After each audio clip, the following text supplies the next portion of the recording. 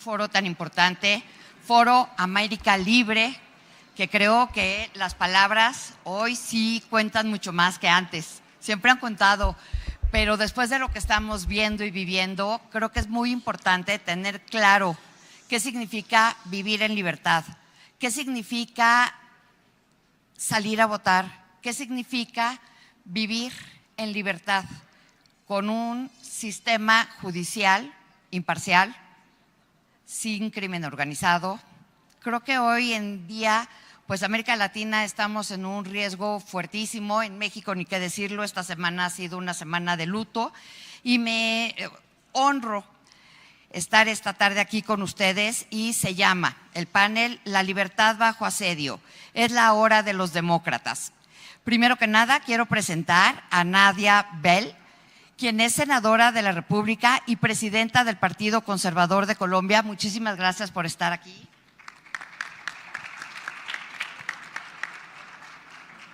A Paola Bautista de Alemán, vicepresidenta nacional del Partido Primero Justicia de Venezuela. Muchísimas gracias. Y toda nuestra solidaridad para ustedes. Es un honor tenerte el día de hoy aquí, una magistrada mexicana que además de todo es la vocera de todo el Poder Judicial de mi país. Es un orgullo poderte tener, sobre todo por la batalla que han dado ustedes, por la que tú estás dando. Pati Aguayo, muchísimas gracias.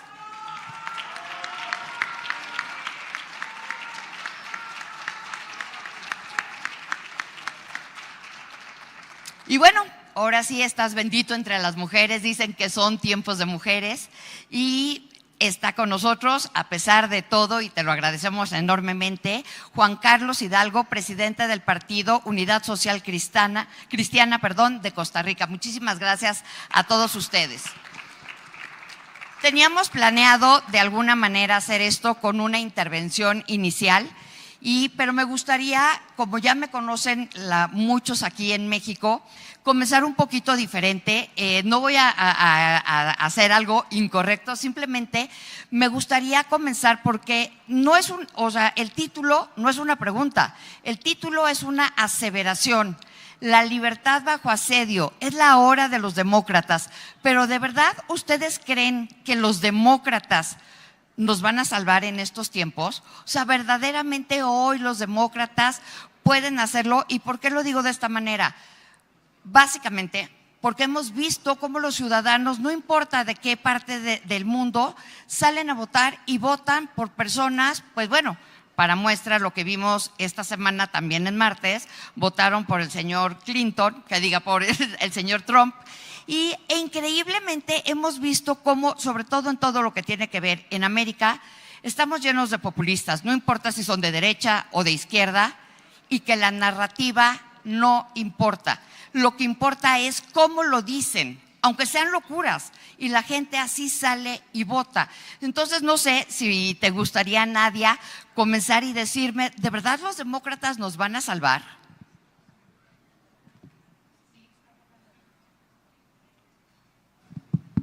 Sí, y cada uno de los que están aquí sentados son demócratas y necesitamos demócratas valientes. No necesitamos demócratas que se sienten detrás de un computador o detrás de redes sociales. Necesitamos demócratas en la calle, que defiendan la democracia, que defiendan la libertad con hechos, con los ciudadanos, escuchando sus necesidades. Hoy tenemos esa gran amenaza en nuestras democracias. Amenazas que se dan a través de falsos demócratas, que llegan con paquetes de propuestas, que buscan cambiar las reformas para salvar la salud, para salvar la justicia, para salvar el régimen pensional, pero todas esas reformas coartan la libertad. Por eso necesitamos partidos fuertes, partidos que se opongan, partidos que hagan contención. Pero también necesitamos la unión de todos los que estamos aquí, la unión de la academia, la unión de la empresa privada, porque lo que está en juego es la libertad, lo que está en juego son las instituciones, lo que está en juego es la seguridad, Lo que está en juego es la familia como núcleo esencial. Por eso este foro es un llamado a todos los demócratas del mundo, a que nos unamos en aquellos que nos hace fuertes, pero que seamos valientes y salgamos a las calles a trabajar con la gente por nuestras democracias. Muchas gracias. Muchísimas gracias. Paola, revisando tus redes, me encontré un tuit que pusiste y que decías: la única página que queremos pasar en Venezuela es la de la dictadura. ¿A ustedes qué les podemos decir? Más bien, ¿ustedes qué nos pueden decir a nosotros? En México todos los días nos repiten: así empezó Venezuela, y la última vez alguien me decía: lo que pasa es que los mexicanos no se están dando cuenta porque ven a Venezuela ya como está hoy, 20 años después, y no nos acordamos de la Venezuela que eran ustedes hace 20 años. Sí, bueno, muchísimas gracias. No puedo dejar pasar la oportunidad de agradecer al Foro América Libre por la deferencia, el cariño y la solidaridad hacia los venezolanos. Y tu pregunta es muy interesante porque cuando yo leí el título de este panel que decía el asedio a la libertad, lo que pensé es que en mi país la libertad, la democracia no está bajo asedio, está secuestrada. Y este último año, y María Corina lo dijo en sus propias palabras, con un fervor especial, ha sido el año de los demócratas para Venezuela. En medio del desierto autocrático que nosotros vivimos, tenemos un movimiento liberador que es extraordinario y que es muy inspirador. Y creo que ese movimiento ha tenido 3 pilares, o ha sido posible por 3 pilares. Primero, el poder de la gente. María Corina lo refirió cuando habló hace unos minutos, y es que a nosotros hace un año, y muchos de ustedes seguramente lo recordarán, nos decían que la causa venezolana era una causa perdida, que el régimen no era derrotable y que nosotros no íbamos a poder llegar a buen puerto. Bueno, los venezolanos hemos dado testimonio de que cuando nos unimos, cuando trabajamos, cuando ponemos de primero al bien común, podemos hacer que lo imposible sea posible. Luego, el poder del liderazgo, que ustedes lo vieron hace unos minutos. María Corina ha significado un liderazgo transformador, sanador e incluso terapéutico para el alma de nuestro país. Después de 25 años de chavismo-madurismo, los venezolanos tenemos el alma herida, los venezolanos sufrimos. Y el mensaje de cercanía humana, de afecto de una mujer, y me llena de orgullo decirlo, de María Corina, logró decirnos que sí era posible, que teníamos que salir del atolladero del dolor y pasar a la acción liberadora. Y de esa manera, el 28 de julio, logramos acumular todas las voluntades del país para avanzar hacia la democracia. Y el tercer poder es el poder de la verdad, que ayer Asdrúbal Aguiar lo comentó con mucha fuerza, y para mí es motivo de orgullo que él sea un gran venezolano. Y es que para nosotros los venezolanos la verdad tiene el peso de la cruz.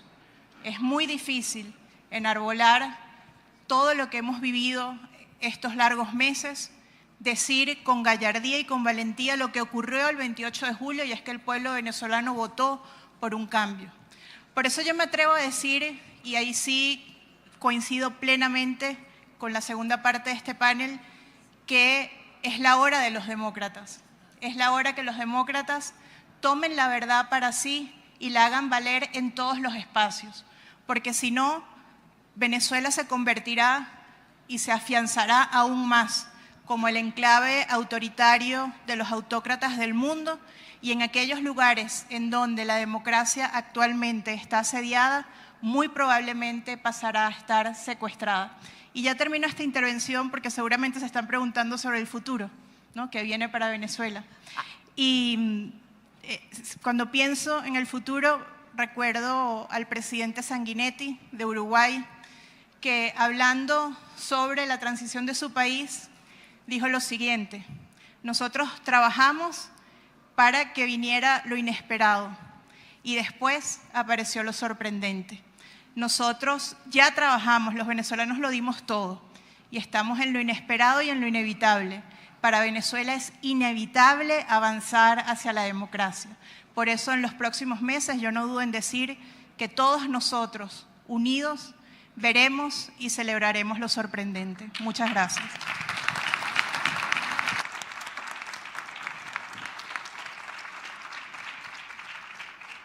Creo que, y no estoy mintiendo, no hubo, por lo menos de los que estamos aquí, quien no viéramos ese día las noticias, que siguiéramos la jornada electoral, y cuando los vimos con ese triunfo y cómo salieron a las calles a defender ese triunfo, no hubo quien no sintiera orgullo de cómo se están defendiendo.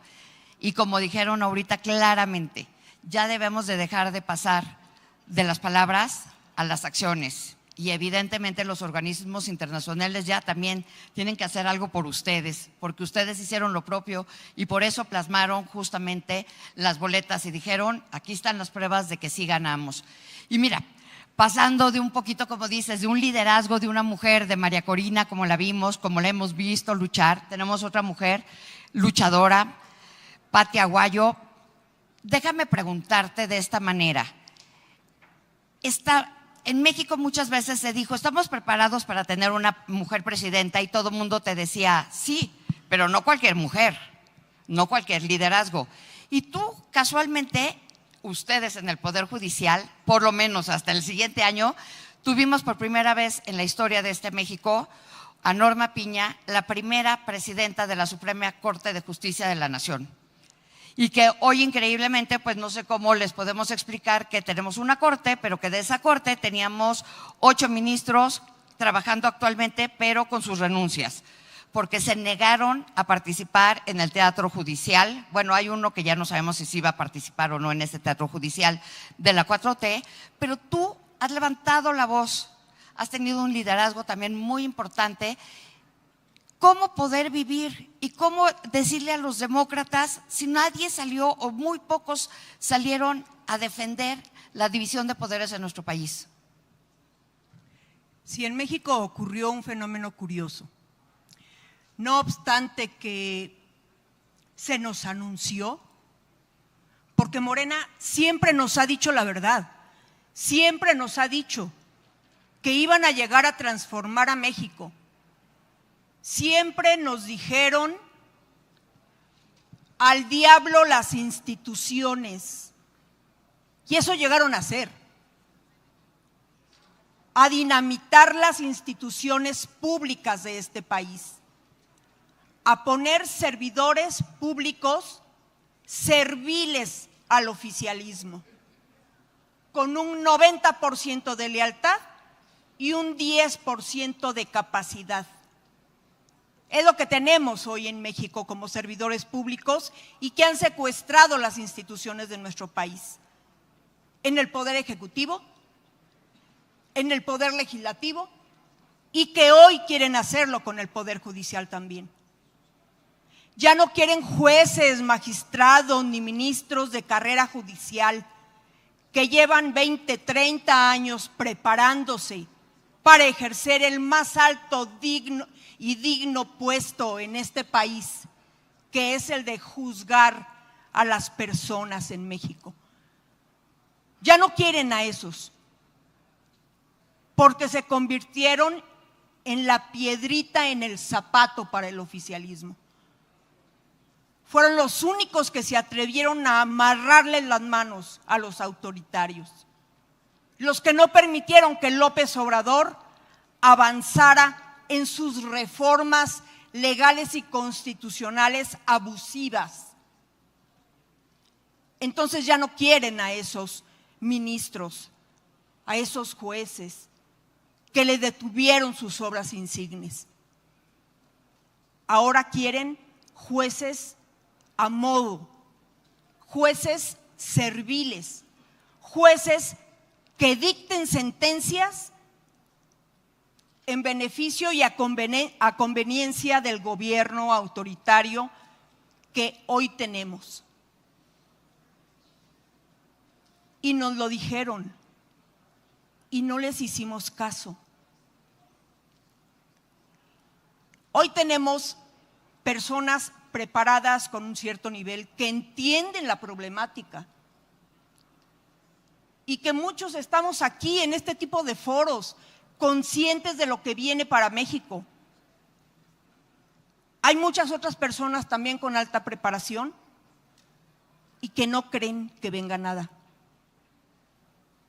Hay otras personas que inclusive no son preparadas y que saben o que vislumbran lo que viene para México, pero que no les interesa y no quieren hacer nada. Están en la comodidad de sus hogares, estirando la mano porque les dan 2,000 pesos cada 2 meses. O jóvenes que están en la misma situación y que no quieren enterarse de lo que ocurre en el país. Sin embargo, tenemos a una sociedad civil que hoy está consciente, que nos ha acompañado a una serie de protestas, a una serie de actos en donde el Poder Judicial de la Federación, que somos funcionarios públicos también, con una carrera judicial que el propio Estado nos ha impartido, que nos hemos volcado a nuestro trabajo siempre honesto y honrado, de estar dictando sentencias en los juicios de amparo, que es nuestro empleo y nuestra vida, y que no sabíamos lo que era salir a la calle, hacer protestas, alzar la voz, gritar consignas, como aquella que dice: México entiende, la dictadura está presente. Así lo gritábamos en las calles, y es la verdad, porque ya la tenemos en México, esa dictadura. Y porque nunca se imaginaron, hoy dices, porque salimos a la calle, porque tampoco nunca se imaginaron que en una tómbola, que no sé si es claro el concepto para todos ustedes de que es una tómbola, es más o menos como el juego del bingo. Y entonces así salieron unas pelotitas y decidieron qué parte de los jueces federales se iban en el año 2025 y qué parte de los jueces y magistrados se iban otro año. Pero déjame darle la palabra ahorita, y ahorita regresamos contigo, a Juan Carlos Hidalgo, quien es el, como decía, presidente del partido Unidad Cristiana, Sociedad Cristiana de Costa Rica. Tú últimamente te andas quejando justamente de los jueces, justamente del poder, y claramente dijiste: gobernar implica asumir responsabilidades, no evitar comprarse broncas. Entonces, ¿los demócratas nos van a salvar? Bueno, primero, muchas gracias por la oportunidad de estar aquí y una felicitación a la gente que está detrás de este evento por lo significativo que representa en esta lucha precisamente que estamos dando los demócratas por la libertad y por los derechos humanos alrededor del planeta. Sí, yo creo que los demócratas tenemos que también estar conscientes del descontento que tiene la gente en cómo el sistema les ha fallado. O sea, ¿por qué la gente vota como votó en Estados Unidos? ¿Por qué la gente vota como votó aquí en México? Porque sienten que el statu quo, que el sistema, que la democracia les ha fallado. Y uno de los números más alarmantes es el que podemos ver en Latinbarómetro, en donde se demuestra que cada vez más latinoamericanos están de acuerdo con la frase de que apoyarían un gobierno dictatorial o autoritario siempre y cuando les funcione en sus necesidades más inmediatas, les satisfaga sus necesidades más inmediatas. Y es por eso que vemos, por ejemplo, los niveles de popularidad de Nayib Bukele en El Salvador. 90% de popularidad. Más, si Nayib Bukele se postulara de presidente en cualquier país latinoamericano, arrasaría. Y usted habla con cualquier salvadoreño y los salvadoreños me dicen: mira, lo de la democracia me es indiferente, ahora yo puedo salir a la calle. Antes no podía. Antes yo era extorsionado por las pandillas, ya no.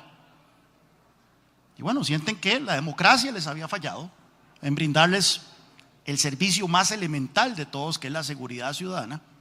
Y ahora tienen un presidente que sí, que ha pasado por encima de las instituciones, ha desmantelado la democracia en El Salvador, pero los deja vivir con tranquilidad en sus casas, en sus negocios y en sus vidas privadas.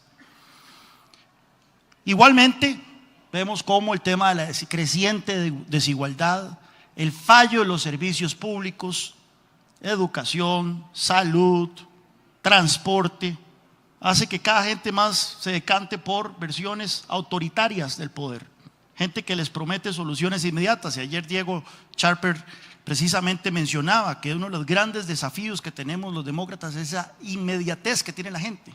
No piensan en el largo plazo, no piensan en las posibles consecuencias. Los salvadoreños están pensando en el hoy, no están pensando en qué va a pasar en 2 o 3 o 4 años cuando Nayib Bukele ya no sea tan popular, pero se va a querer aferrar al poder por las bravas.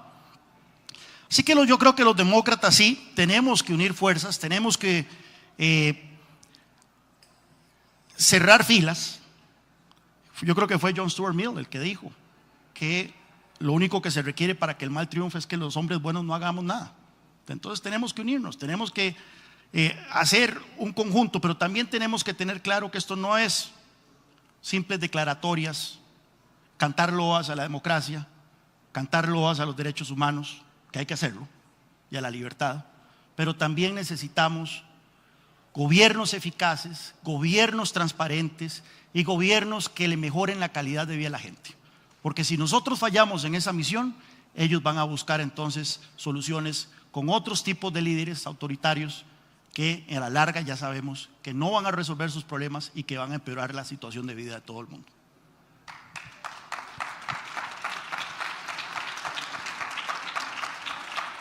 Nadia, tú te has especializado en trabajar para las mujeres. De hecho, una de o sea, casi que, ¿cuál es la particularidad de Nadia? Justamente es el que dices hay que mejorarle la calidad de vida a las mujeres. Una feminista, pero lo que hoy vemos y vemos desde Colombia, comparado otra vez nuevamente con México, es ustedes nos llevaban la delantera. Hoy mi país pues está claramente con el crimen organizado hasta el cuello, ustedes lo llegaron a estar, hoy ya no están igual que antes.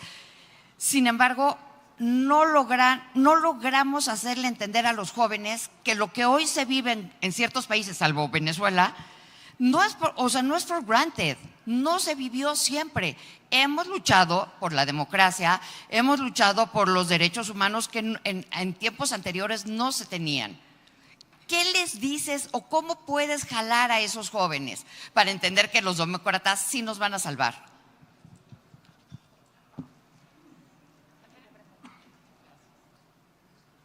Es que además de esa defensa que tenemos que hacer por la democracia y que tenemos que hacerlo unidos, nos faltan 2 cosas muy importantes.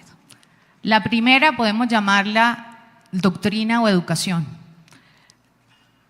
¿Y qué pasa? Y quiero ponerles un ejemplo y que me permitan hacerlo. Yo tengo un bebé de 3 años y hace poco me estaba hablando de cuál era su personaje favorito. A él le encanta Aladino. Entonces yo le dije, yo soy la princesa Yasmín. Me dijo, no mamá, tú eres adulta y las adultas son presidentas. ¿A dónde voy? Eso es el ejemplo que él ha visto en su casa.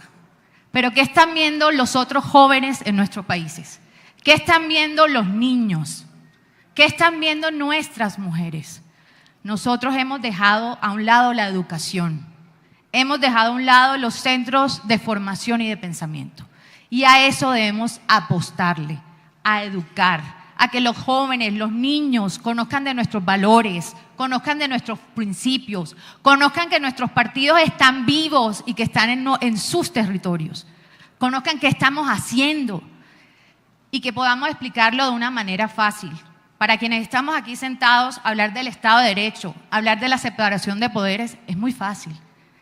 Pero como decimos en mi país, ¿cómo se come eso? Tenemos que hablarle a nuestros jóvenes y a nuestras mujeres con claridad, con cosas que a ellos les duelan, con cosas que ellos sientan y con cosas que a ellos les apasionen. Y lo segundo y muy importante, necesitamos también, además de educar, necesitamos dar debates y dar debates en las instituciones naturales de la democracia. ¿Qué ha hecho la izquierda? ¿Qué ha hecho estos regímenes dictatoriales? Han sacado ese debate por nuestros derechos, por las libertades y los han llevado a las redes sociales. Nosotros tenemos que llevar estos debates por nuestras propuestas a esas instituciones naturales como el Congreso, como son las Cortes, como es la justicia. Y nosotros como demócratas debemos llevar con propuestas pensadas, técnicas, construidas y que en realidad solucionen esos problemas que tienen todos los ciudadanos. Porque como decía el presidente, la pobreza y la desigualdad son dos pilares muy inestables para construir nuestras democracias fuertes. Así que nosotros, los demócratas, tenemos que trabajar para superar esas grandes brechas que tenemos en nuestros países. Muchas gracias. Paola, déjame platicarte.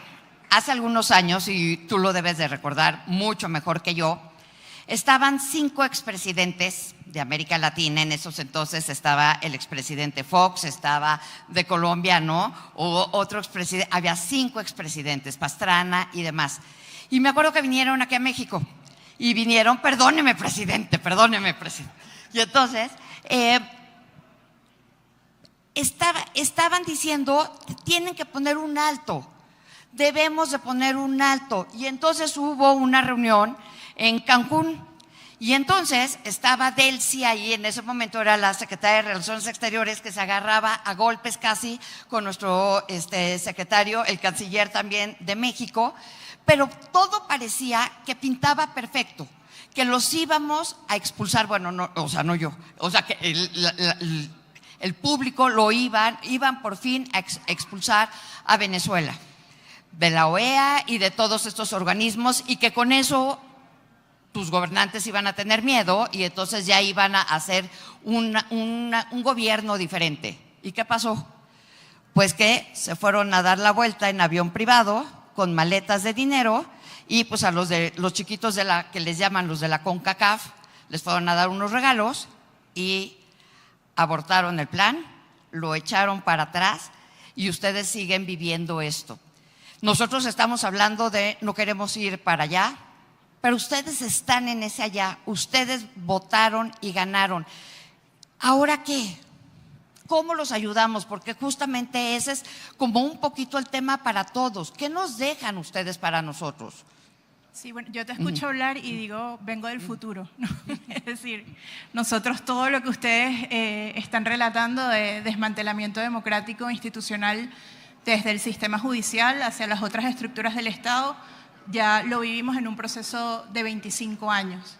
Y creo que una de las grandes lecciones del caso venezolano, del proceso de autocratización venezolana, es que ha dejado en evidencia la incapacidad de las democracias del mundo para contener a gobernantes autócratas que llegan al poder por la vía electoral. Y eso es algo muy propio del siglo XXI, que creo que el siglo XXI, ahorita, cuando vamos a cumplir un cuarto de siglo, es que comienza a descubrir cuáles son los mejores caminos para contener y reconstruir. Me gustó mucho la intervención de la ministra Bullrich, porque, bueno, por supuesto, los argentinos son buenos en el fútbol y en el discurso, ¿no? También. De una forma muy pedagógica, lo que nos explicó fue cómo el Estado argentino restableció las capacidades del Estado, desde el punto de vista del control territorial, monopolio de la violencia, capacidades asistenciales, y creo que ese es el gran desafío. A los venezolanos, ¿qué nos queda? Seguir luchando. Digamos, la esperanza y el ánimo de lucha de los venezolanos no tiene fecha de caducidad. Estaba tomándome un café con un amigo cubano al que aprecio mucho desde el punto de vista intelectual y humano, Armando Chaguaceda, y me decía, ustedes los venezolanos son los polacos de América Latina. Y yo creo que sí, como decía Juan Pablo II, a nosotros toda esta lucha nos ha llevado a un nivel de madurez antropológica y espiritual que nos permite seguir adelante con optimismo verdadero, que se aferra a los canales de lucha humanos, pero también a aquello que no vemos. Muchísimas gracias.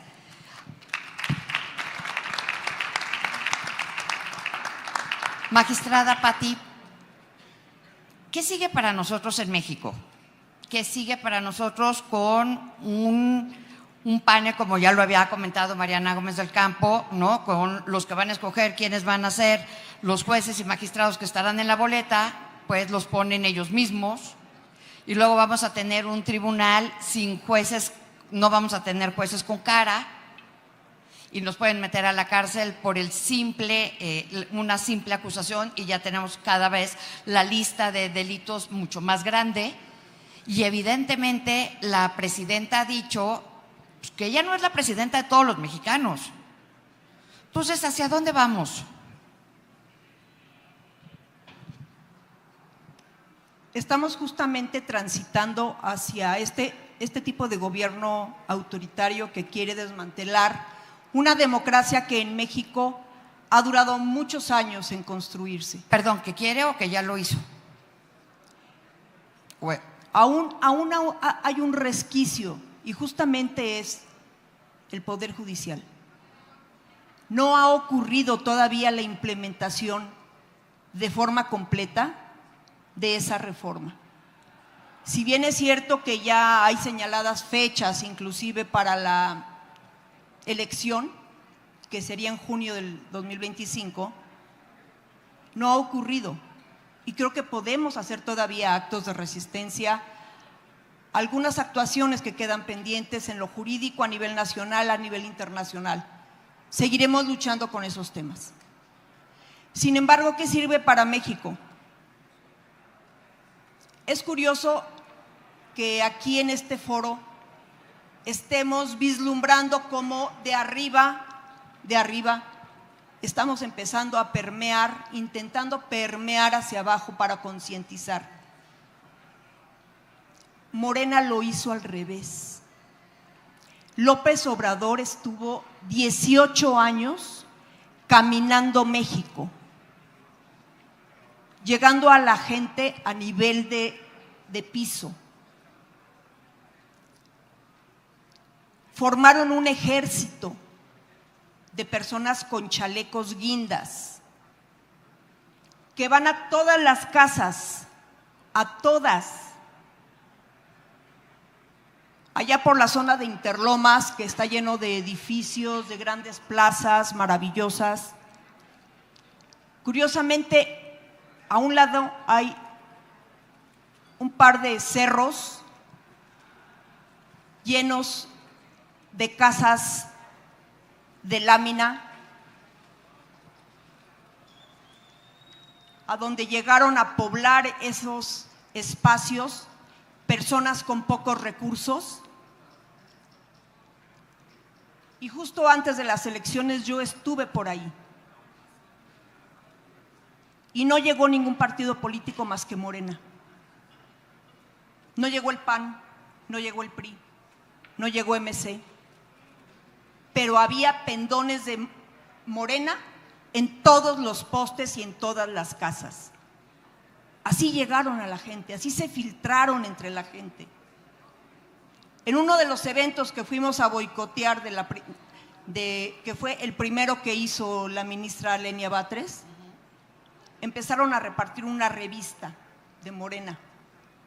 Al final venía una estructura en donde tienen un instituto de formación política para jóvenes, en donde tienen un instituto de capacitación para diputados y otro para senadores, en donde tienen otra estructura de acercamiento a ciudadanía. Así están estructurados. Hace unos días acabo de pasar por cerca de la Secretaría de Gobernación y hay una dependencia de Morena que se encarga de dar las ayudas y las becas para los niños. Y con un gran letrero escrito en una barda dice: el eje rector de la transformación es la educación. ¿La educación o el adoctrinamiento? Desde esos niños pequeños a los que les dan dinero para que sus papás les compren los libros o para que les den de desayunar antes de ir a la escuela, ya están empezando a cambiar esa estructura de pensamiento. ¿A quién tenemos hoy de secretario de Educación Pública? a Mario Delgado, el dirigente de Morena. ¿De verdad les interesa la educación? Van a empezar a adoctrinar a nuestros niños, a nuestros jóvenes, para llevarlos en un camino libre hacia esta dictadura que ya inició. Fíjate que el día de ayer o antier me tocó escuchar, está aquí la senadora Kenia López Rabadán, en un programa de radio. Y justamente después de cómo nos han cambiado la Constitución, decía una senadora de Morena, porque preguntaba la conductora, con esta, o sea, si ellos las elecciones en México, que quede claro, quedaron 54% ellos, 46% la oposición. A pesar de todo, lo que pasa es que ya compraron a todos los institutos y ya se dieron esta supremacía constitucional, una sobrerepresentación ilegal y demás, pero es como estábamos, era 54-46. Y entonces decían, ahorita con esta supremacía constitucional que ya tienen, pues pueden cualquiera llegar y decir, hoy quiero la pena de muerte, y pues pasa en ese preciso instante. O sea, lo que a ellos se les puede ocurrir puede pasar y se legitima en ese preciso instante. Entonces, un poquito es el problema que tenemos hoy en día. Kenia decía, es que no están respetando la Constitución. ¿Y qué tal que sí pasan la pena de muerte? Y decía la legisladora esta de Morena, le preguntaba la conductora, oye, ¿cómo lo vas a frenar? ¿Cómo van a frenar? El pueblo bueno y sabio. Ellos son muy inteligentes y lo van a frenar ellos. Eso no va a pasar aquí en México. Y nosotros decíamos, no va a pasar muchas cosas, y pasó absolutamente todo lo que dijimos que no iba a pasar, todo lo que ellos nos adelantaron, todo ha pasado. Dicho esto, me gustaría preguntarte a ti, Juan Carlos Hidalgo, dijiste claramente y me contestaste, ahora sí que lo que yo quería escuchar. Sí, los demócratas no nos están hablando con suficiente claridad, y por eso la gente se va con esta promesa de corto plazo y que no les importa perder lo que es la libertad, los derechos humanos, lo siente totalmente lejano. No se dan cuenta del momento en el que estamos, pero volteas a ver a toda América Latina y no importa si sean populistas de izquierda o de derecha, pero son los que ganan, y no importa si tienen otros datos o si dicen mentiras en sus discursos. Sí, hay una frase que vi recientemente a la luz de la elección de Estados Unidos, es de William Butler Yeats. Dice, the best lack of conviction, while the worst are full of passionate intensity. Los mejores carecen de toda convicción, mientras que los peores están llenos de una intensidad pasional. Y tal vez eso es lo que pensé cuando usted menciona eso de que Morena llegó hasta los rincones más inéditos de la geografía mexicana, mientras que los otros no llegaron. Y eso es el problema que estamos enfrentando actualmente. Tenemos un enemigo, los autoritarios, que están llenos de una intensidad pasional, y nosotros tenemos que llenarnos también de una intensidad pasional. Estoy claro que muchos de los que estamos aquí estamos llenos de esa intensidad pasional por defender la libertad, por defender la democracia, por defender los derechos humanos, por defender el Estado de Derecho. Pero necesitamos ser más, necesitamos unirnos, necesitamos llegarle a más gente, y es ahí en donde tal vez hemos estado cortos todo este tiempo. E insisto en lo que dije en mi primera intervención, no solo es cantarle loas a estas causas, sino también tener la capacidad de que cuando somos gobierno, poder hacer las cosas bien, para que entonces resolvamos esas necesidades inmediatas de la gente. Darles soluciones de empleo, darles mejor costo de vida, darles seguridad, darles buenos servicios de educación, no adoctrinamiento, darles salud. También tenemos que reconocer otra cosa, y es que el Estado tiene que estar al servicio de la gente. Me gustaron mucho las palabras de la ministra Woolrich, porque el Estado tiene que estar al servicio de la gente, no encima de la gente. Y cuando estamos en el poder también tenemos que ver que el Estado es un enemigo formidable si cae en las manos incorrectas. Por eso tampoco podemos darle mucho poder al Estado sobre las vidas de los ciudadanos. El Estado tiene que estar ahí para ayudar a los que menos tienen, a los que no pueden salir por sus propios medios. Pero no podemos nosotros como demócratas crear estados todos poderosos, porque ese es caldo de cultivo para los autoritarios. Luego los autoritarios toman esos estados, toman esos poderes y los usan para sus propios fines. Me gustaría, porque ya casi se nos va a acabar el tiempo, o más bien ya se nos había acabado, pero y luego llega la hora de la comida, que cada uno de ustedes terminara con un mensaje que le quieran dar al público. La libertad bajo asedio es la hora de los demócratas. Yo en lo personal, pues estoy un poco pesimista con este tema. No terminemos pesimistas, déjenos algo de, o sea, denos una luz, por favor. Yo creo que lo que hemos visto hoy con María Corina nos da esperanza. Pero lo que más esperanza nos da es que de este foro podamos salir unidos, que dejemos esas diferencias a un lado y que pensemos en aquello que nos hace grande, en esos valores, en esos principios, en esa defensa de la democracia, en esa defensa de las libertades. ¿Me dejas interrumpirte nada más? Es que hablan mucho de unidad, pero ¿unidos cómo? O sea, nos damos la mano en redes. En las calles, que la gente pueda sentir los partidos políticos vivos, que podamos estar con la ciudadanía, que lleguemos a las casas, que los escuchemos, porque eso nos falta, escuchar. Nosotros no vamos a poder liderar esas transformaciones si no sabemos lo que la gente necesita, lo que la gente quiere, lo que la gente le duele. Y por eso son tan fáciles los izquierdistas, con esos discursos, con esas mieles para engatusar. Si nosotros no sabemos qué quiere la gente, si no llegamos con propuestas claras, pero si no estamos con ellos en las calles, unidos, no detrás de computadores o detrás de las redes sociales. Necesitamos partidos en los territorios y no en escritorios. Y que nuestros partidos, pero sobre todo esa defensa de la democracia, sea más viva y esté más viva que nunca.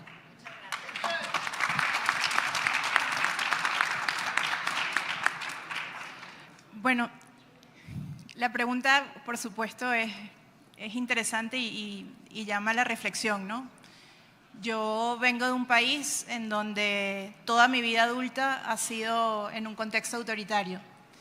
Y bueno, por supuesto que vivir en un contexto hostil de ese tipo más de una vez interpela, ¿no? Lo que es la vocación política, la vocación de servicio, los ánimos de luchar, porque es una lucha política que te confronta con lo más existencial de la vocación, ¿no? Que es el servicio y el darse sin tener certezas inmediatas de poder. Yo creo que el principal motivo de esperanza en el caso venezolano, lo que nosotros vivimos este año, es la lucidez, la rectitud y la gallardía del pueblo de Venezuela. Saber que tenemos frente a nosotros a un país que sabe ver la realidad, que simula desafección política porque sabe que afectar políticamente, unirse políticamente, tiene consecuencias de sangre, pero que muy dentro de sí sabe que tiene el espíritu de la libertad, las ansias de progreso y la fuerza para avanzar. Yo creo que si ustedes me preguntan a mí cuál es la fuente de la esperanza para los venezolanos, es ese pueblo que está ahí afuera, que no se quedó a esperar, sino que salió a votar y que hoy encuentra que su voz está en la voz de María Corina Machado. Nosotros vivimos la reconstrucción y la regeneración de la política en nuestro país y creo que eso es algo histórico que va a marcar lo que es el rumbo de América Latina entera, especialmente de Cuba y Nicaragua.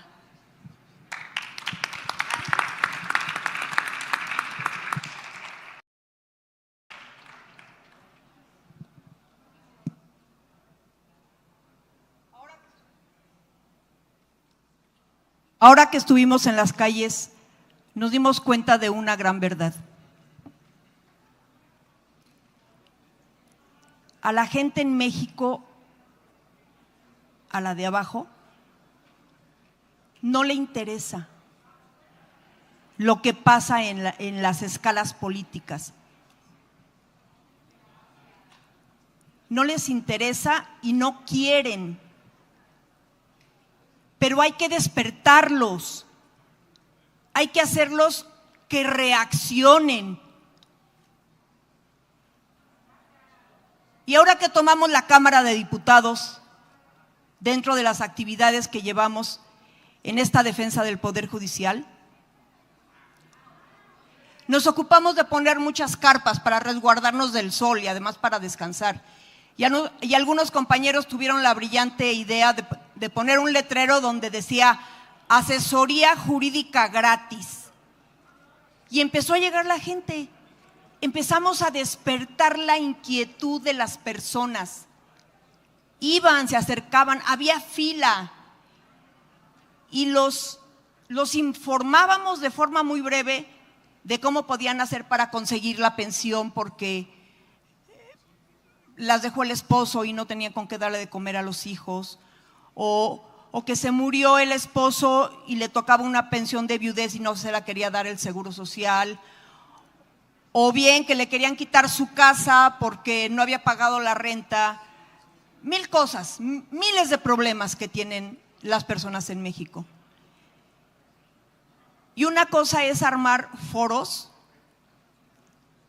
crear estructuras formales de institutos de capacitación.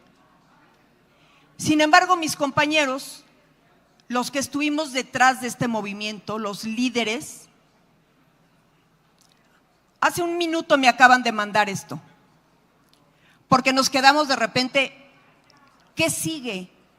¿Qué más vamos a hacer en el Poder Judicial? Y esto me acaban de mandar. Sugiero acercarnos a la ciudadanía. Si podemos cambiar la percepción que ellos tengan de nosotros, si ven que nos acercamos y los ayudamos, estarán de nuestro lado.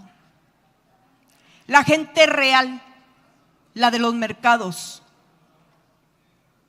los que viven al día, esos que no leen los periódicos, a ellos hay que acercarnos. Montar un stand de asesoría jurídica gratuita, resolver sus dudas con un café y con galletitas gratis. Se pueden unir a nosotros litigantes y defensoría pública. Número 2, hacer una lotería jurídica con regalos para la gente, para que se acerquen. Hacer música. Ya tenemos compañeros que hacen música del movimiento. Llevar bocinas y ponerlas, esas canciones, para que las escuche la gente. Hacer trípticos y entregárselos a la gente con explicaciones muy sencillas. Hacer una colecta para donar. Recaudar ropa, cobijas, juguetes y llevarlos a las personas de menos recursos, poniendo un letrero de donación y que tomen lo que necesiten y dándoles explicaciones de lo que está pasando en el país. Tienen que ver que el Poder Judicial de la Federación los sirve y es por amor a nuestro trabajo. Esto es lo siguiente para México.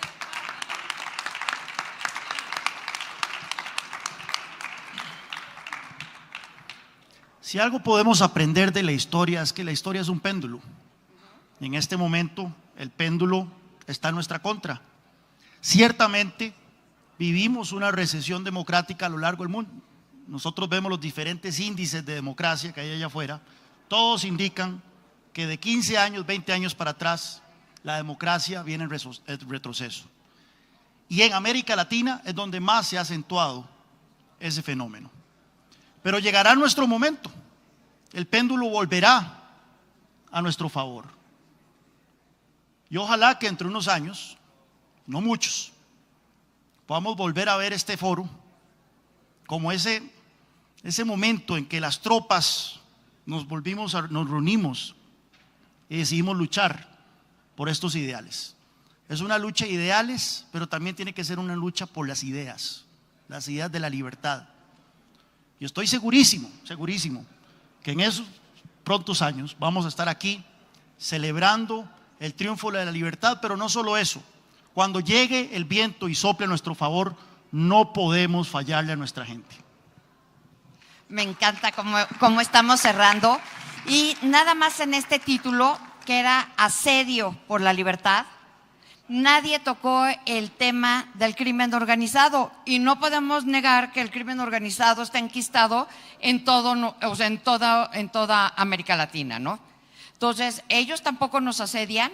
No es que, y no me acuerdo de alguien, escuché justamente en la ponencia en donde sea justamente, el crimen organizado vive a sus anchas normalmente con el visto bueno de los populistas, ¿no? Entonces creo que también ese es un tema importante para los demócratas que no hay que perderlo de vista. Y ahora nos toca recibir a Víctor Navarro. Víctor, gracias por estar aquí. Víctor también es expreso político de Venezuela, es además alguien que va con su realidad virtual sensibilizando a la gente de lo que pasa en las cárceles de Venezuela. Yo quiero que les cuentes, Víctor, no sé si tenías pensada esa parte, pero a mí me gustaría que les contaras la organización que dirigías y por qué decidió el régimen meterte preso, para que dimensionemos de lo que son capaces los regímenes autoritarios. Al escuchar el testimonio de Víctor, de verdad que te da tanto coraje y te da tanta pena que por algo así puedas haber estado un tiempo en la cárcel. Y yo les invito a que no se pierdan la realidad virtual para que puedan conocer cómo se vive específicamente en el Helicoide, que es la cárcel específica para los presos políticos en Venezuela. Y después de sentir, de ver cómo viven los presos políticos, créanme que van a seguir ustedes haciendo todo lo que esté en sus manos por levantar la voz por los presos políticos. Te dejo la palabra. Gracias nuevamente por estar aquí. Adelante. Hola, ¿cómo están? Bueno, creo que es difícil hablar después de la triste historia de las hermanas Villavicencio en Ecuador. Yo quiero, antes de comenzar a contar la historia, que le demos un fuerte aplauso a una compatriota venezolana. Lo peor que le puede pasar a un preso político es que lo olviden. Y desde que llegué me ha llamado mucho la atención escucharte, Mariana, y escuchar a varios hablar sobre los padrinos de los presos políticos. Y yo creo que no hay una idea más fuerte que sentir que alguien que tiene voz en el mundo sea padrino de un preso político. Entonces quiero pedir un aplauso para Tamara Sujú.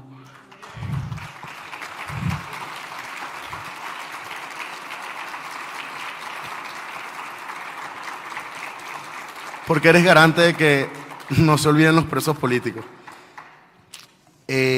Bueno, cuando yo tenía 15 años, a mi papá lo asesinaron. Le dieron 4 disparos y lo mató un tiro en la yugular. Yo pensaba que eso era lo peor que me había pasado en la vida. Yo pensaba que el hecho de que me hayan quitado a mi padre era lo peor que le podía pasar a una persona.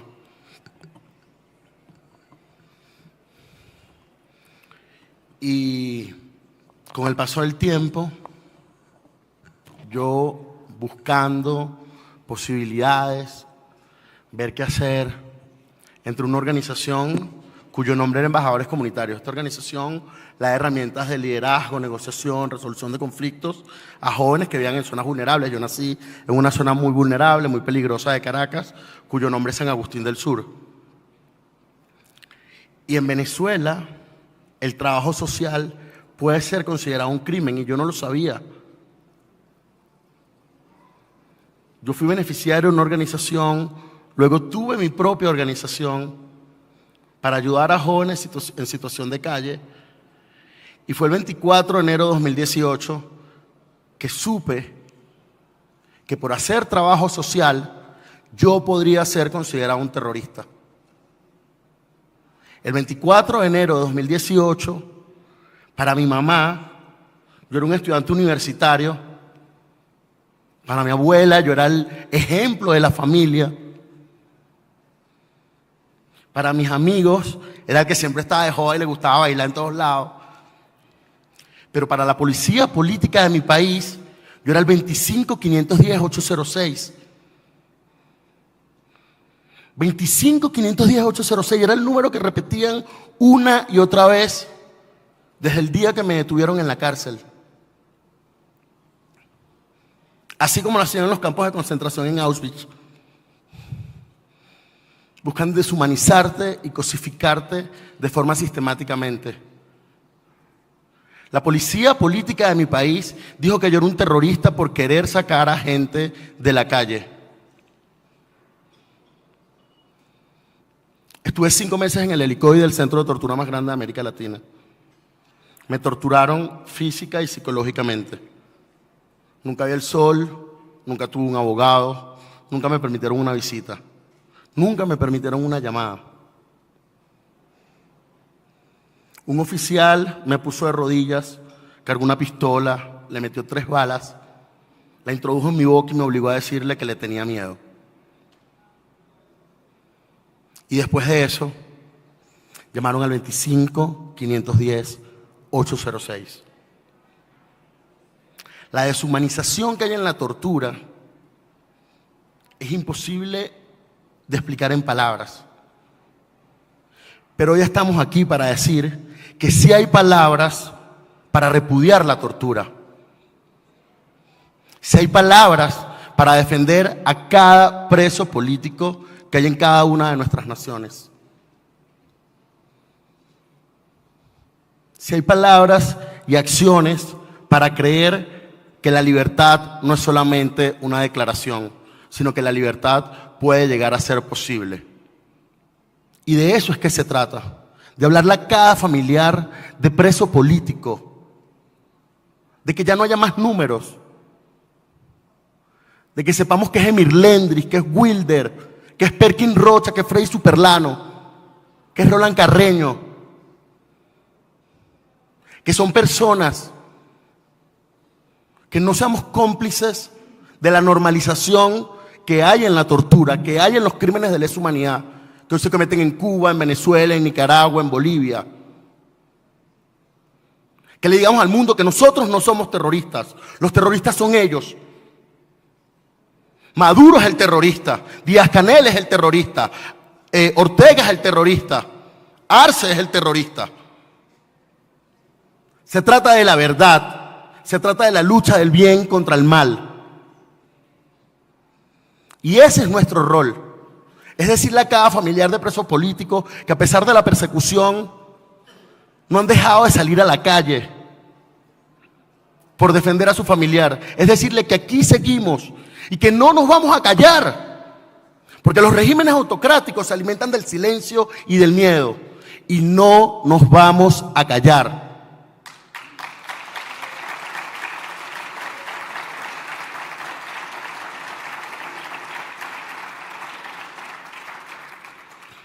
Hoy quiero decirles que la lucha va a seguir hasta el final y va a seguir hasta que no haya un centro de tortura en nuestro país. Va a seguir hasta que liberen a cada uno de los presos políticos, hasta que liberen a Manuel Peña, tu padre, mexicano, venezolano, que está detenido en Venezuela. Un aplauso para tu padre.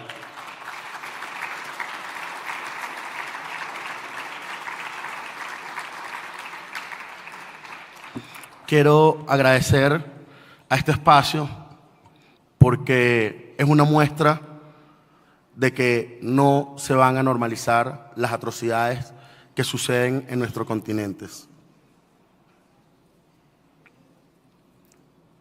Quiero pedir que todos los días se tomen unos minutos y suban un post o le cuenten a alguien sobre una historia de algún preso político. Pregúntenle a Tamara, pregúntenle a Carolina, la historia de un preso político y cuéntensela a alguien. Hablen de los menores de edad que están detenidos en Venezuela, de las mujeres que están siendo abusadas, a esos niños que están dopando en Tocuyito. No lo vamos a normalizar. Quiero decirle a los familiares de los presos políticos que aquí estamos y que no nos vamos a rendir, que el único responsable es Maduro, que por lo que más quieran no caigan en el juego y que no se sientan culpables, porque aquí vamos a estar. Y vamos a estar esperándolo con los brazos abiertos a cada uno de sus familiares para ayudarlos con ese camino que viene después de la cárcel, que tampoco es fácil. Pero sabemos que van a ser libres y sabemos que van a ser libres pronto. Yo sueño con una Venezuela libre, con una Venezuela sin presos políticos, con una Venezuela en la que yo pueda volver, y creo que hay una gran posibilidad, y lo que les pido a ustedes es que nos acompañen, porque la libertad de Venezuela va a traer consigo la libertad de estos otros países que viven en autocracia. Gracias por ser voz, gracias por no silenciar, pero principalmente gracias a cada familiar de preso político que, a pesar del terrorismo de Estado, se para y con la frente en alto pide la libertad. Libertad para Venezuela y libertad para todos los países de nuestra región.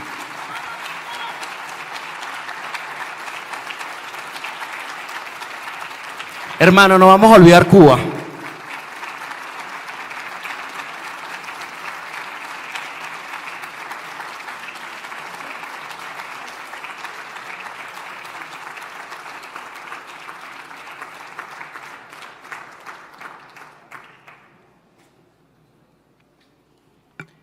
Ya nos estamos acercando a la parte final de este foro América Libre. Le pido a Tamara Sujú que pase al frente.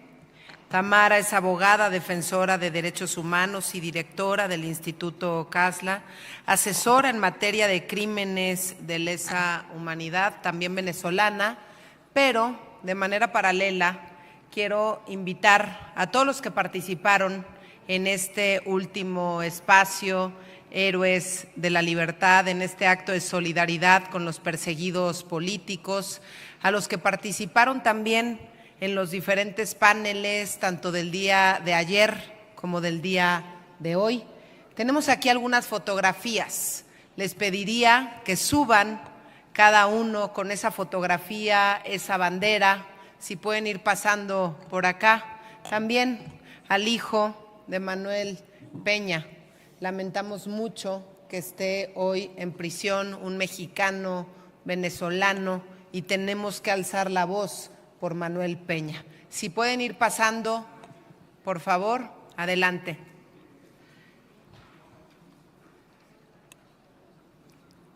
Gabriel, Juan, acompáñenos aquí al frente. Gracias. Gracias.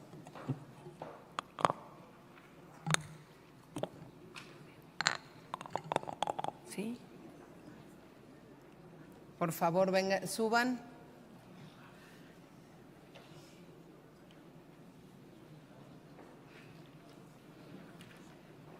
José Ramos, Sandra,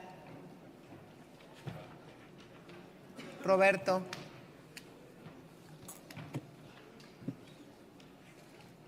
Muchas gracias. Estas son banderas. No me tapen la silla de María Corina Machado. ¿Dónde está la silla? Por favor, la silla de María Corina Machado, con todo el cuidado. Colóquenla al frente con el árbol de la vida y yo les pediría que también a esa silla le pongan esta bandera de Venezuela por detrás del árbol de la vida, en honor a ella y porque quisiéramos que estuviera aquí con nosotros.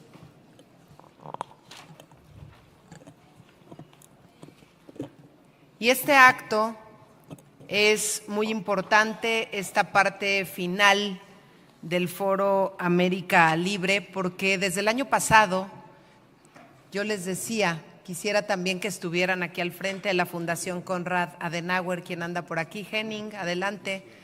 Don Miguel Ángel Rodríguez, por favor, presidente, si usted es padrino de varios presos políticos, acompáñenos aquí al frente.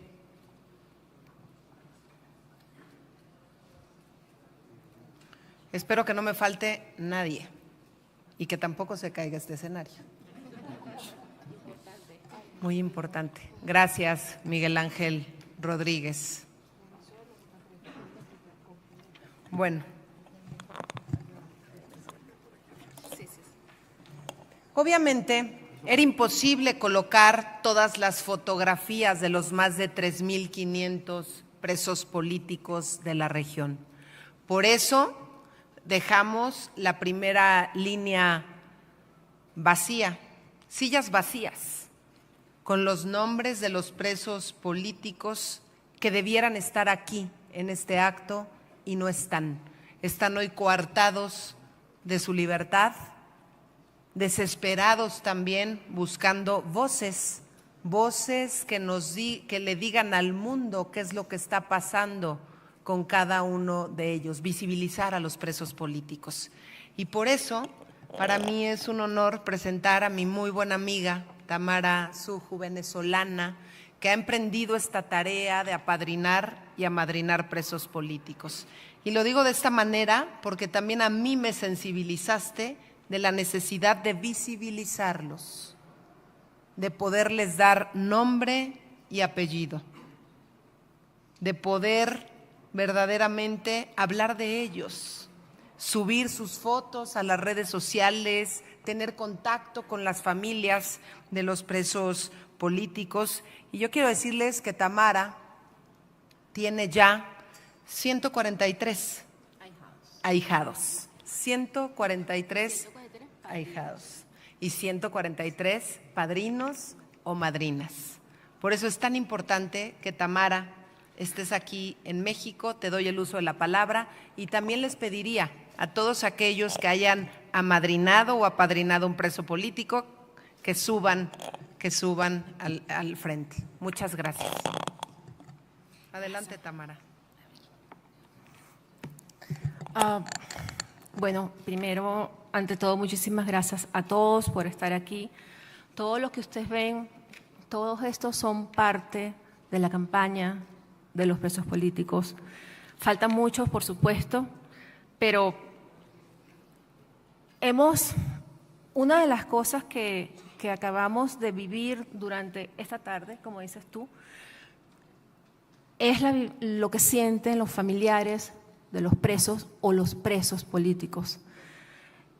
Y ese sentimiento, esas lágrimas, es lo que crea la campaña Apadrina un preso político del mundo. Cómo en agosto del año 2022 podíamos ayudar a tantas personas que nos llamaban de Bolivia, de Nicaragua, de Cuba, de Venezuela, pero también, y me voy a ir un poquito más allá, de Irán, de Bielorrusia, que estaban ocurriendo cosas, por ejemplo, las mujeres en Bielorrusia, protestando por sus derechos.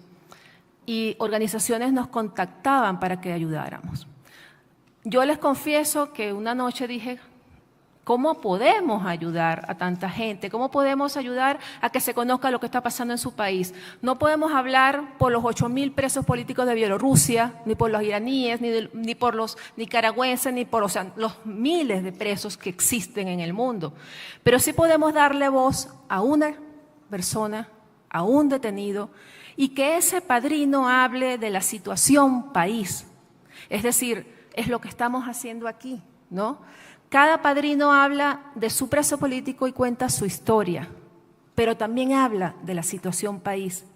Y se convierte entonces en una voz no solamente del ahijado, sino del resto de los presos políticos que existen. Y eso es el compromiso. Y yo quería, antes de empezar a leer lo que tengo aquí, darle las gracias a Mariana, y yo quiero que le den un aplauso a Mariana porque se lo merece. Porque es por ella que todos estamos aquí en esta tarima. Y por ella es que todos los que nos han contado sus historias han tenido voz. Mariana es una luz, como digo yo, ¿no? Y sin ella, pues, no estuviéramos hoy aquí. Y Dania no hubiera llorado tanto hoy, por ejemplo, ¿no? Entonces, mi agradecimiento a Mariana Gómez del Campo, presidenta de OCCA, y a todo su maravilloso equipo, porque tiene un maravilloso equipo que también está aquí. Mariana, eres una luz brillante que nos acompaña y nos animas a seguir con tu buena disposición, con tu ánimo, y quiero pedir, bueno, ya pedí el aplauso, ya te lo dijeron, gracias. Al foro, otro, vamos, otro. Sí, ya lo voy a decir. A Foro América Libre, por ser una gran plataforma donde nos unimos muchos que compartimos los mismos valores y luchamos por la libertad y la democracia. Gracias por ser un lugar de encuentro para todos nosotros. A la Fundación Konrad Adenauer y a Sebastián Grudenberg, no sé si lo estoy diciendo bien, por todo su apoyo para la planificación y realización de este evento. Yo tengo la misión de hablar de esta campaña, Apadrina Preso Político del Mundo del Instituto Casla, creada en el 2022, cuando los gritos del silencio de los presos políticos de distintos países pedían auxilio. Amigos de Nicaragua, Bolivia, Cuba, Venezuela me llamaban pero también nos llamaban de otros países, como les conté. En Cuba hay 1.100 presos políticos y 30 de ellos son menores de edad. En Venezuela son más de 2.500 presos políticos y al menos 73 son menores de edad. El número exacto se ha perdido entre tantas detenciones y tantas desapariciones forzadas que existen en el país hoy día. Esos menores de edad, presos políticos de Cuba y Venezuela, les están robando su futuro, su alegría, porque hay que ver lo que significa estar en estas cárceles de las tiranías y de las dictaduras cuando se le quita a uno la niñez. Son jóvenes, son niños que no entienden ni siquiera por qué están presos o por qué están siendo torturados. Y eso no se olvida. Los niños no van a olvidar eso el resto de su vida. En Nicaragua son, luego de las últimas deportaciones, que deportaron a Guatemala 135 presos políticos, quedan 45 personas encarceladas, porque Ortega día a día sigue deteniendo opositores. En Bolivia son aproximadamente 300 presos políticos. Nuestra campaña Apadrina un Preso Político del Mundo es una ventana para los que no tienen voz, para aquellos gritos del silencio de esas víctimas incomunicadas, torturadas, que se han reproducido por las personas que se unen a esta campaña y que denuncien lo que le está pasando a su ahijado o a su ahijada. Es uno de los proyectos de Casla que más me da satisfacción. Y me da satisfacción porque estamos ayudando, conseguimos que esas personas maravillosas que nos acompañan como padrinos o madrinas, que son ustedes, todos los que están aquí, apoyen y sean la voz de esa persona que está encarcelada, muchas veces incomunicada, muchas veces desaparecida, y que por lo menos se conozca su situación. Hoy, 31 ahijados de la campaña han sido liberados, de 143 que tenemos. Y quisiera nombrar algunos casos de padrinos y madrinas que están aquí con nosotros y que sus ahijados han sido liberados. La iraní Nilofar Hamdi, ahijada de Idania Chirino, fue liberada. Félix Madariaga, ahijado de Gabriel Mato, también fue liberado. Y cuando Félix Madariaga fue liberado, quiso ser padrino de la campaña y es padrino hoy de un preso político cubano. Además, Gabriel Mato está apadrinando a otra persona, que es Fernando Camacho, hoy encarcelado gobernador de Santa Cruz de Bolivia. Ruperto Molina, ahijado de Marisol Pérez Tello. ¿Dónde está Marisol? Allá. Ya fue liberado, venezolano. Nuestra querida Mariana tiene un récord. Todos quieren a Mariana como madrina, ¿no? Ella ha sido madrina de 3 ahijados que han sido liberados. Tamara Dávila de Nicaragua, Gabriel Blanco de Venezuela y Brenda Valdelomar de Nicaragua. Y sigue porque ahora es madrina de los presos políticos cubanos Loreto Hernández y su esposa Doneida Pérez. Con nosotros están también destacados y queridos padrinos que no puedo dejar de mencionar, que están aquí presentes. El presidente Miguel Ángel Rodríguez, padrino del preso político venezolano John Hader Betancourt, padre de 7 hijos, quien está preso por haberse sacado una foto al lado de Leopoldo López. Ese es el motivo por el cual está preso. Y ayer el presidente Miguel Ángel Rodríguez aceptó ser padrino del diputado venezolano William Dávila. Juan Salafranca, que también está por allá, es padrino del general venezolano Héctor Hernández da Costa. Damián Arabia, no sé si está aquí con nosotros, es diputado argentino, es padrino del preso político venezolano Paul David León Brillenburg. Naomi Luna, ¿dónde está Naomi Luna? ¿Se fue? Ok. Es madrina de la presa política cubana.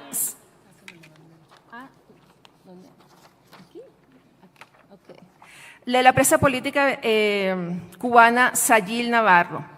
Y también está mi querida Carolina Rivero, hija de Yanín Áñez, quien es la madrina desde la cárcel. Yanín Áñez, cuando yo le planteé a Carolina que su madre fuera madrina, y la poníamos a hacer algo distinto, algo que ella pudiera sentir que podía ser útil desde la cárcel, y Carolina fue y se lo preguntó, y Yanín Áñez aceptó. Es una de las cosas más lindas que he tenido en la campaña, que una presa política sea madrina de otra persona. Yanín Áñez es madrina de Lisandra Góngora. Gustavo Tobar se tuvo que ir lamentablemente, es padrino del preso político iraní Tomak Salehi.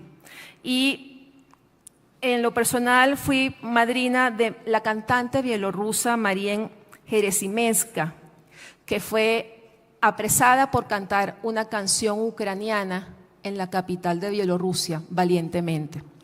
Ella fue liberada y tuve la alegría de que me contactara por Instagram para darme las gracias. No lo podía creer. Yo no podía creer que hasta ella había llegado la campaña.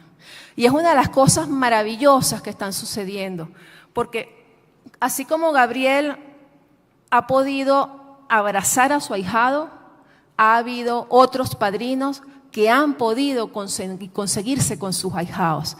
Y esos ahijados les han contado que aún en esas terribles cárceles de Ortega, por ejemplo, le llegaban a ellos la voz de que tenían personas que estaban hablando por ellos, y eso los animaba, eso les daba esperanza de que se supiera lo que les estaba pasando. Y eso es una de las cosas que son claves en esta campaña, que no los olvidemos, porque eso es lo mínimo que quiere un preso político, que no los olviden.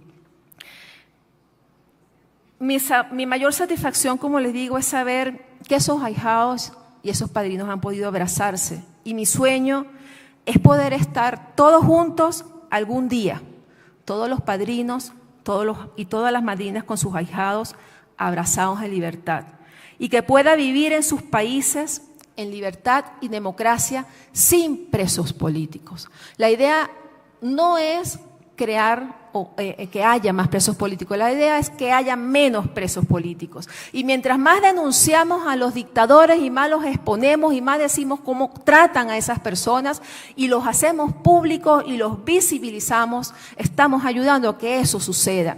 Invisibilizar a un preso político, no darle visibilidad, es no entender que invisibilizarlos es lo que quiere la dictadura y la tiranía. Que no se hable de ellos, que no se diga en qué situación están, que no se diga cómo los torturaron o cómo los están torturando todos los días con torturas blancas, torturas psicológicas en las cárceles de cualquier país, de cualquier dictadura. Por eso es que hay que visibilizar sus causas y denunciar a sus carceleros y llamarlos como lo que son, criminales, tiranos, dictadores, y no tener miedo. Y por eso, mientras más padrinos tengamos, más ahijados van a tener voz. Hoy el hijo del preso político mexicano venezolano ya tiene una madrina, que la tenemos aquí, y le damos las...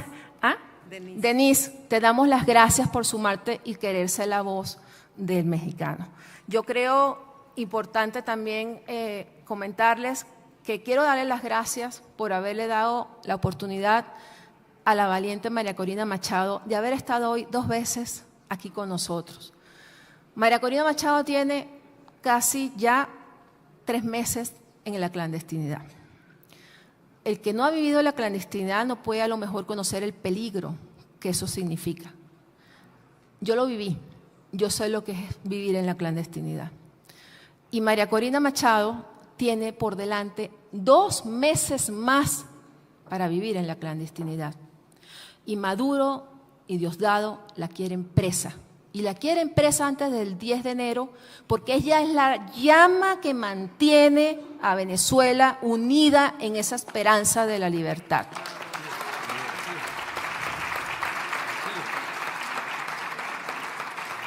Por eso, Mariana, al Foro de América, a todos los que han hecho posible que esto haya sucedido hoy, le doy las gracias por esa visibilidad que necesita Venezuela en este momento.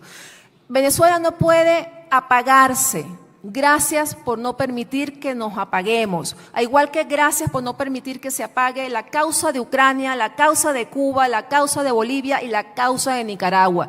Porque a medida que dejamos de ser noticias, los dictadores son peores y son más crueles. Y eso es lo que ellos quieren. Así que muchísimas gracias a todos y los invito a ser padrinos y madrinas. Gracias. Gracias por estar aquí.